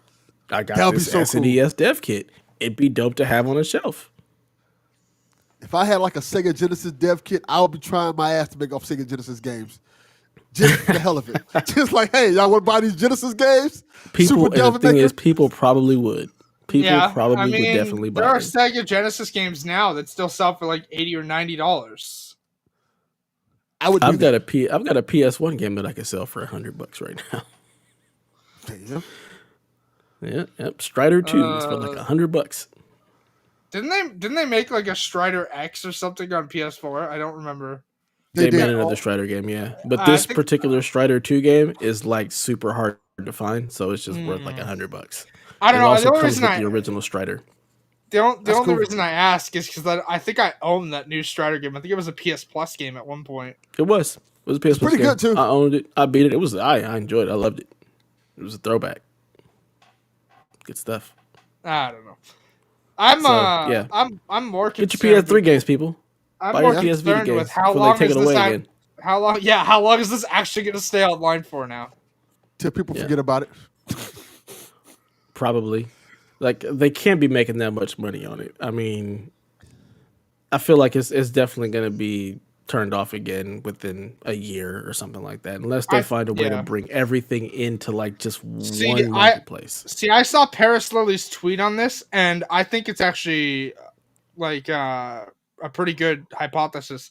So Paris, and I'm paraphrasing here because I'm not actually looking at his tweet, but Paris was saying that he thinks this is a move spurred by the fact that PlayStation has a backup plan for how to preserve all these games, but it's not quite ready yet. Probably. Yeah, it wouldn't surprise me. I mean, that could be whatever Jim Ryan's talking about as far as, their answer to Game Pass. Does Jim Ryan have a Twitter? Whatever. No, I don't think he does, and I don't think he wants one because I'm sure he'd be yelled at every day by randoms on Twitter. Because again, you look up Jim Ryan on Twitter right now, and I guarantee you there's like 300 people in there bitching about Jim Ryan. I wonder. Yeah. Actually, I will do that right now. I will literally just look up Jim Ryan while we're talking about this because I guarantee you half the responses are people that are angry. I wonder if I messaged Shuhei Yoshida about buying a dev kit, what would he say? He probably The won't keyword respond. buy. Trying to get this hot dev kit, baby. Get me a Vita dev kit. I mean, I'm sure if you just Google it, yeah, you'll be able to find one somewhere. All the responses in this Jim Ryan search tag are mad. They are all mad. Welcome to the internet. Here's one of them, by the way, which is absolutely stupid. This is not my personal opinion, okay? At least not until Jim Ryan gets heaved out of Sony's office. I don't think they'll do that. I don't either, but these are people that are mad. Oh, the internet. You gotta love it. People are big mad about all the dumb stuff ever, man. Just play. And my favorite part is, all these people on Twitter are mad, but the average consumer doesn't even know who Jim Ryan is. Yep, don't not know, at all. Don't care. Don't know, don't care. People better learn. Yeah. Y'all be trying these people on the internet like they can't fight. Keyboard warriors. Y'all gonna run into one of these days. They gonna mess y'all up. Oh man. It's so funny, man, when you talk about like the average consumer. Like all of my friends are the average consumer. None of them listen to podcasts. None of them pay attention to game information. They get it all from me. Like the vast majority of my friends who play video games. Like my IRL friends. People who live in the same place as me. Not you people who I know on the internet. That live far, far away. Yeah, but like I live like what, 3,700 miles away from you? Y'all live far. Real far. Yeah. But like my boys that I play video games with on Thursdays. So I play with them all the time. We talk about video games. They have no clue about any of this stuff unless I tell them. And that is, your average consumer. They're not consuming video game podcasts. They're not going to IGNs and the game spots or Kotakus and stuff like that on a regular basis. They're not following game companies on Twitter or Instagram or Facebook. So they don't know about this. They don't know developers' names. They don't know publishers' names. They don't care. They just see a game and they think that looks cool. I'm gonna buy it. That is, for the most part, people who play video games. We are in a very select few who consider ourselves game media and follow all of that cycle. But for the most part, we don't matter. Yeah, makes sense. People don't care who Jim Ryan is. This game looks cool. I'm gonna buy it. I'm gonna play it. I agree. So It makes Housemark sense. making their game $70. If it looks cool, people are gonna buy it and they'll play it and they'll be like, "This is cool And hard. and hard." Yeah. I'm fine with it feel being like- hard, by the way. Yeah, Oh, me I'm too. fine with it too. I'm good with My favorite thing was I saw everyone like, and this is a thing, and I'm not opposed to it either because Sony's push for accessibility in their games is great. I've mentioned it before. Laura Kate Dale has mentioned it. Like, great. It's a great, and Steve Saylor as well. Like, it's a great push for gaming. Accessibility is great. My favorite thing though was everyone is continuing to bitch in the trophy hunting community. They're like, "Oh, Sony's only making easy platinums now," and I'm like, "Yeah, that's kind of related to their accessibility push. That's fine. However, welcome to Housemark. The trophy list may be easy. The game is not." Hey, I can't wait to play that game. Yeah, me. Yeah. I'm really excited. Probably won't I play it can't this wait. when it comes out, but I'll explain that Yeah. in a minute. What do you Well, mean? I guess I'll I won't be Wait. playing.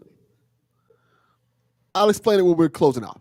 Oh, okay. Yeah, I was gonna say I won't either because I'm gonna be on vacation for my wife's birthday, so I probably won't be taking my PlayStation with me. I'm going to be yeah. doing the exact same thing, but not for your wife's birthday, by the way. I'm quite sure Yeah, she's a that'd be lovely real person. weird. Be real weird. I'm quite sure she's a lovely person. But So let me just take that right now as we're not recording next week. Then probably not. I won't be here. Yeah, I won't either. So unless we record on a different day, no. I mean I'm available all week, so pick a day we can record then. Yeah, Oh, that's I'm gonna good. be gone most of the week. So unless it's like next Monday, Yeah, I'm going to be gone Friday, Saturday, Sunday. Oh, okay. That's my announcement. I'm gonna be gone Thursday, Friday, Saturday, Sunday. Yeah. So Okay. yeah. So we're On just that no episode next week then. Yeah, we may not have an episode next week because 2 or 3 of us are gonna be unavailable. Yeah. So that's gonna do it for episode 81 of the PlayStation Experience. We hope you enjoyed yourself. Feel free to holler at us and give us a follow over on the Twitters at PlayStation XP. Stop by the blog at psvg.blog or the Discord at psvg.blog/Discord and join us in all of our shenanigans there. And last but not least, we'd like to invite you to be a part of our Patreon over at patreon.com/PSVG. And just another heads up, we are getting rid of our master feed. So any show that you'd like to listen to from the PSVG podcast network, you will need to go find each individual feed that you'd like to subscribe to. So Empire has its own feed, PSXP has its own feed, Board with Video Games has its own feed. Prime will be making a comeback at some point. So any of our shows, they're just going to have their own individual feed. So feel free to find them on your podcast listening thing of choice, and they'll be there. So yeah. And with that, I'd like to thank our producers, our Patreons at the producer level, Mr. Michael Masick, Barry Cathcart, Edwin Callow, Stephen Keller, Nick Creature, Rude Days 93, Ben Moxham, Rob Emanuel, Nick Fallharburg, Paul Calico, Kyle Heyman, Grouchy Surge, myself, Josh the Bone Bone, Nick Fallharburg, Paul Calico. Wait, I already read that. I can't read apparently today. RJ Kern, Horse Girl 69, and Zachary Adams. Thank you all for joining us in the journey that is PSVG. With that in mind, let the people know where they can find you, Haley. You can find me over on Twitter at Shepard0. You can find me on your game platform of choice at Haley0. You can follow me on Twitch. Like I said, my comeback is currently slated, actually, I think, for Resident Evil. So that'll be around the 7th. Probably not as soon as the game goes live. Like I won't be playing it at midnight or anything. My sleep schedule's been too erratic lately to like give a time yet. But I will of course tweet it out on Twitter. You can follow me on Twitch at twitch.tv/HaleyZarel. If you want to follow my stupid Tumblr shenanigans, that is also HaleyZarel.tumblr.com. And you can also come chat with me on the Discord. And usually I don't know that sarcasm is sarcasm. Hence, I'll usually come in there with the gift from community of like the room on fire. So, you know, There's that. That's also Haley Zarel. So What about you, Delvin? Where can the people find you? You can find me on Twitter at Delvin_Cox. Check out the Delvin Cox Experience anywhere you get podcasts. And more importantly, check out some sweet hangs. Sean Capri, Oh yeah, Donnie Reese, doing some good stuff over there. absolutely. It's our newest launch show. You get it 3 days early if you're a Patreon of either us or Sean Capri. And the show does release on Wednesdays now. Sweet Hangs. It's definitely a cool new take on like a video game podcast. They're just literally going in there and just having a good time. So check that out for sure. And you can find me at Dad Into Death pretty much everywhere and anywhere. Come holla at your boy. I'm always down to talk shop, talk some trash, whatever you want to do. I'm around. So there you have it. And with that, long live play. PlayStation